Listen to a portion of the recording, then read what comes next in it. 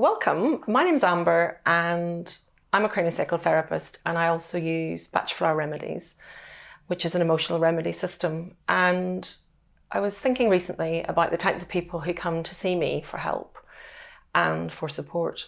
And one of the really common issues that people come with is stress and anxiety, particularly in children, young children, adolescent children, and also in adults. And this is something really close to my heart because my lovely daughter, Erin, who's now 22, really struggled with stress and anxiety when she was a teenager. And so I thought, as she was visiting, we would have a little chat about what that was like for her and what it was like for me as her mum. So although I'm a therapist now and I help other people, I'm really reflecting more in this session about what it was like to parent a child with anxiety, because it's really, really tough. And we took many approaches over the years, and I thought we'd just share those, and maybe that would be helpful for other people. Cool. Okay, my darling? Yeah. Okay. So I think a good place to start is what age, looking at the age you were when you first really felt you were anxious, although we didn't know what that was initially. So what age were you, and what happened around that, so that you can sort of build a picture of how it all kind of started off? So I think I was always quite sensitive and always quite anxious as a child, but it wasn't obvious to anybody and it wasn't a big deal, it wasn't affecting my everyday life. And then when I moved school at the age of 14, so I was in year 9, and I went from an all-girls private school to a mixed public school. And about 3 weeks in from moving school, I had my first proper panic attack, and I became really anxious. And yeah, you're right, I didn't know what it was at all. No. And we thought it was something medical, first of all, because I had no idea why my body was reacting in such a way I'd never experienced before. And I remember that because you started the new school and all was fine. And then the next thing you said you didn't feel well and you had a few days off school. Do you remember? And you were fine when you were at home. And then when you went back to school, there was just the start of this meltdown and you becoming really frightened. And I didn't know either I couldn't really work out what was going on. And I think once we had to rule everything else out first and sort of realize that it was anxiety. But at first we went to the doctor. I was not sure what was going on, and I felt unwell. I felt I just wanted to be at home because it had started, when I first had got anxious, it started in a class environment. And I think as time went on, it was harder to revisit that environment that was triggering the anxiety, which was now manifesting into a bigger thing. So what did it feel like in your body? Can you remember the physicalness of it? Yeah. So instantly increased heart rate. My heart would be pumping out of my chest. I could hear it. And I would get a closed throat, so I found it really hard to eat or drink anything. And I would get very clammy hands, very sweaty. I would sometimes be pouring sweat. So it was all those sort of fight or flight stuff, but also a big factor in my anxiety was I instantly felt I needed the toilet. Yeah. It was like a caveman response almost to, if there was danger, your body's trying to get rid of everything that's inside. And so my sort of thing that became almost like an obsession was going to the toilet, because it would feel as if my bladder was really full. Yeah. And it was so real. It was as real as any other day had been when I actually did need the toilet. So I started finding I was leaving the classroom a lot, and teachers, were getting frustrated with me because they were like, why do you need to? Yeah. And I would go and there would be nothing there. It would so it was all in my mind, and it really was confusing. I thought, why do I feel? And that's why I thought it was something medical initially. And that's why I went to the doctor, because I thought maybe I have some sort of infection or something's going on with my kidneys. I wasn't sure. And then that manifested into certain habits I would have, and just, going to the toilet before I left the house and going to the toilet pretty much before every single lesson. I basically didn't stretch my bladder for about 5 years over that time, but hard. It was very real to me. And we started to do, when we realised what it was, we started to just put things in place that might help you. And we tried lots of things, didn't we? Yeah. So we did go to CAMHS. Do you remember? Yeah, initially, especially because that's what the GP had suggested too. So we went to CAMHS. It was like, they offer 6 weeks, I think, on the NHS, which was okay, but I didn't find much benefit from it. I think when you go to therapy or you go to somebody, you really have to click with them. And I think a lot of people have had to go through multiple different people to find their person that really benefits them the most. And I think for me, it definitely was a journey. Dad took me to somebody as well that I initially saw for a while. I forgot about that. So I actually saw a few people before ending up with Karen. You did, because you didn't like that lady, or you didn't click with her. And I remember going with you once and thinking, this isn't working for Erin. You were very, very, very tense and you weren't able to open up. No. So we found Karen, what God send. So she was like my angel. Yeah, she was. That's what she literally was. Called herself in her business. But. She helped me, and I saw her weekly and even over Skype for maybe 3 years, quite intensely. And then she taught you to meditate. She taught me to meditate, and I remember my first meditation I did with her. Yeah. I felt like a different person afterwards, and I thought, okay, I'd never really delved into looking at a holistic way of living and, stuff like that, because I just hadn't needed to. But she also taught me about having basics like drinking enough water, eating well and sleeping well would impact my anxiety to an extent I had no idea. So if I didn't get enough sleep, I was more anxious the next day. If I didn't drink enough water, which I often didn't because I didn't want to go to the toilet, it affected me. So I really had to look after myself and really learn to balance everything. And my whole teenage pretty much life, I didn't drink because it would push me over the edge. I couldn't cope with being at school and being so exhausted from being at school and then going out and drinking at the weekend. So I just stayed at home and I rested for the next week. You were always so tired when you got home, but when you got home, the anxiety went away. This house was my absolute safe place because number one, I knew I could go to the bathroom whenever I wanted to, and also I had never felt anxious in my home. So it was, although sometimes it got stressful, it was not something that was ever, it was going to school. That environment was really hard. So let's talk a bit about, now that you're at this place, the age of 22, looking back, what do you think were the factors? Because the new school was the tipping point, but there were obviously things before that that led up to that place of tipping. Yeah. So looking back now, what do you think those were? Were you able to identify those? Well, I think we've also discussed that you were very anxious when you were pregnant with me, and I sometimes wonder if that had an effect. Because I felt like I always had a little bit of that, and perhaps that was influenced by your pregnancy. I'm not sure. I think it really was, and I think that where women are when they're pregnant is a very important phase in their lives and in their unborn baby. And with you, because you were my second, and I'd had such a difficult delivery with Stuart, my eldest, so when I found out I was pregnant with you, first of all, I was absolutely delighted.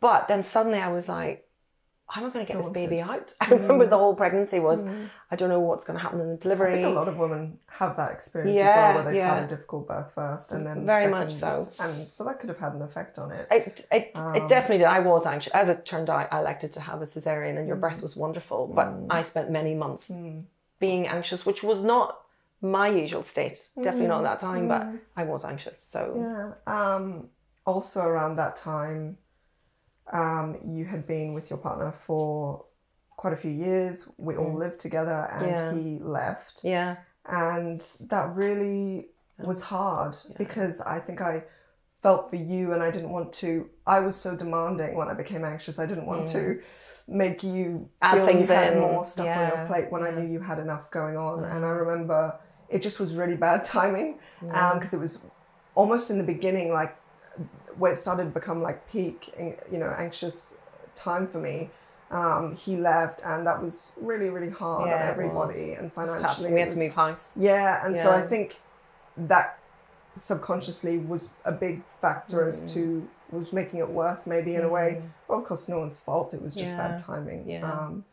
But so there were other triggers. different factors. Going back to the things that helped you, let's talk about Sadie. Yes, my lovely Sadie. So I remember this very well because I couldn't believe you had agreed. So you were trying to get me to do the production. I had got involved in the drama stage production. Yeah. And I was absolutely terrified and I wanted to quit. That's right. And you were trying to encourage this was at school. Yes, this was at school. Yeah, I don't know why I had enrolled. Oh, perhaps I had enrolled before I got anxious. I honestly couldn't remember. But you were trying to persuade me to do it. And you and Dad sat down with me and said, what can we do basically to get you to do it? Bribery. And I literally just said, I want a dog. And you said yes. I couldn't even believe it. I was like, that was way easier than I realised. Yeah.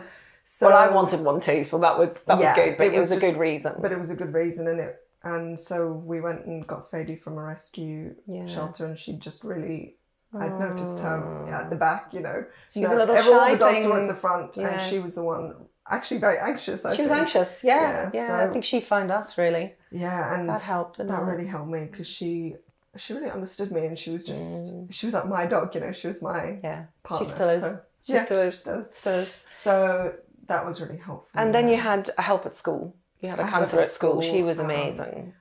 She also was a godsend because she never questioned me. I think a lot of people didn't always take me seriously or didn't take what I was feeling like it was really real. But she didn't argue with me. She was like, okay, you don't want to do this? We'll find another way. Or I will give you as much help you can with exams because I struggled, especially during exam time. So, for example, I stopped going to assemblies because there was a lot of people and it was, you're not allowed to leave assembly. So she would sometimes come and sit with me at the back. Yeah. She would take time out of her day to come and sit with me. And so I really, she was where all the naughty kids went. And then there was me on the side and I went to go see her. You used to be lined up on chairs, and I used to go to her every morning just before school to try to get my, she was just be, how are you feeling now? And what are you doing now? And so that was really helpful. She was great for me too, because when things happened, she was my go-to at school and she always listened. She was always so positive about you and so practical, and she was a bit of an angel, wasn't she? She was a fabulous lady. So school were really on board, I think, for you in that time. Yeah. I feel they were really good. And considering I felt like no one else in my year was experiencing what I was experiencing. Yeah. There wasn't a lot of anxious kids really in my year at all. No. But they did really try to make me feel, because it was so real to me and I was so upset all the time. So I think they could see that. But yeah, certain teachers really were good to me and helping. So in the combination of all of those things, as well as homeopathy. But let's talk a little bit about alternative therapy, because obviously that's I delved into everything. We tried everything. So but so you found Linda, who was just a homeopath and brilliant, and I actually remember the day that you first went to see her. So you saw Karen for a while, and then I think you were about 16 when you saw Linda. And I remember I opened the door. You went off for the appointment on the road because it was downstairs. And you were standing at the door and you were just weeping, and you went, Mum, Linda says I'm a beautiful soul. And I went, yes, you are. And we had this big hug. She was amazing. She was amazing, and she really got me. She really helped me. I saw her regularly for... You still do? 3 years, and I see her every year now. Yeah. Obviously, I'm away, so when I come home, I see her every time, and she still helps me. And I'm very... my body feels very reactive to homeopathy. I'm quite sensitive to that. I'm sensitive as is, but so I think with the remedies, when I take them, I can really feel the difference, and massively. It really helped me alongside with seeing Karen and getting that kind of talk therapy. Side. It was something to actually help my body recover, because I was putting my body under so much strain. Like my kidneys ached all the time, my adrenals were destroyed. My back was just your back was always sore, and then I used to. I was sensitive to treating you myself, even though I was learning my different therapies and learning craniosacral therapy at the time you were anxious. Because working as a therapist, you can not work 100% effectively with your family, but I knew I could work in a gentle way with you.